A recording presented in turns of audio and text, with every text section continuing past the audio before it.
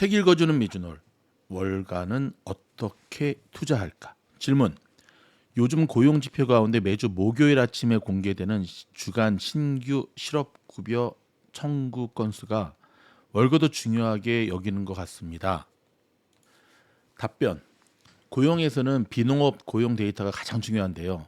보통 비농 그러죠. 뭐 짝비농 막 이렇게도 하는데 그것은 후행 지표입니다. 과거의 신규 고용 수치가 뚝뚝 떨어질 때쯤이면 이미 미국 경제는 침체 상황에 빠진 뒤였죠.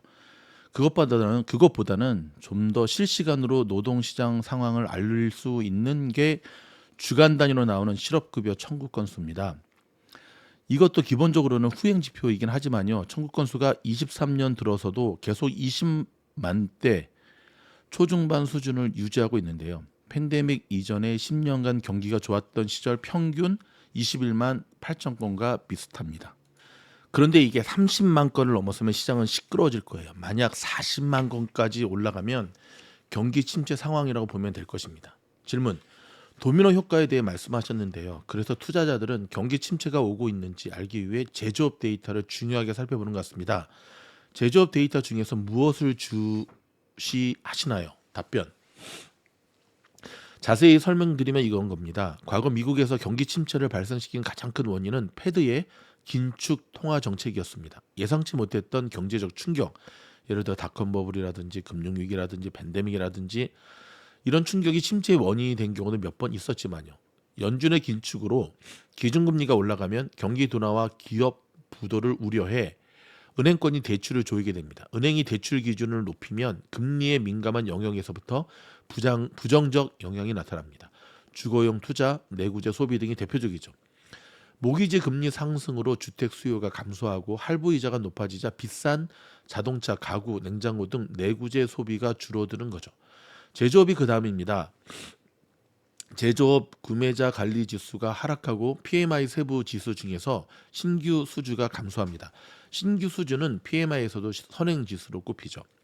세부 지수 중 재고도 함께 봐야 합니다. PMI가 낮아지면 제조업이 가장 큰 비중을 차지하는 산업 생산 데이터도 약화하겠죠. 그 다음으로 서비스업의 타격을 받기 시작합니다.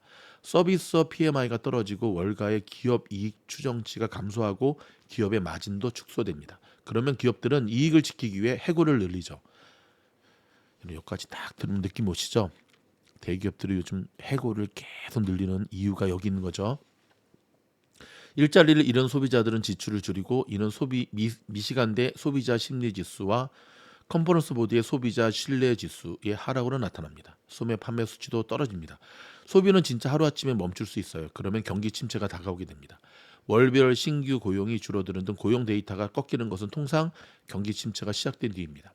설명을 하다 보니 중요한 소비 데이터에 대해서도 말씀드렸네요. 질문. PMI를 자주 보게 되는데요. 미국 공급관리협회 즉 ISM에서 기업 구매 담당자들을 조사해서 내놓은 게 있고 S&P 글로벌에서 발표하는 플래시 PMI가 있습니다. 미국에서는 S&P에서 ISM에서 발표하는 PMI를 더 중요하게 보는 것 같은데요. 두 가지 어떤 차이점이 있습니까? 답변. 원래 미국에서는 ISM에서 내놓은 PMI를 많이 봅니다. 전통적으로 써온 데이터니까요. 그런데 요새는 S&P 글로벌에서 내놓은 PMI가 더 낮다는 얘기도 많습니다. 좀 더 넓고 다양한 산업과 기업들을 대상으로 조사한다고 합니다. 질문.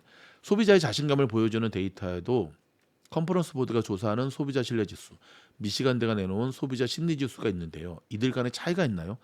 미시간대 데이터는 조사 대상이 600가구 정도밖에 되지 않는데 신뢰할 수 있을까요? 답변. 둘 다 봅니다. 소비자 신뢰 지수는 주로 근로자 시각에서 고용 시장에 초점을 맞춰서 조사합니다. 그에 비해 미시간대 지수는 자영업자 중심으로 비즈니스 여건에 좀 더 중심을 두죠. 미시간대 조사의 모집단이 적은 것은 옛날에 만든 거라 그럴 겁니다. 그래서 요즘 돈 많은 헤지펀드는 구글 트래픽이나 위성 사진 같은 걸 따로 구매해서 주요 도로의 교통량 등 별별 데이터를 본다고 합니다. 그렇게 해서 경제가 나빠질지 개선될지 등에 먼저 베팅하는 거죠.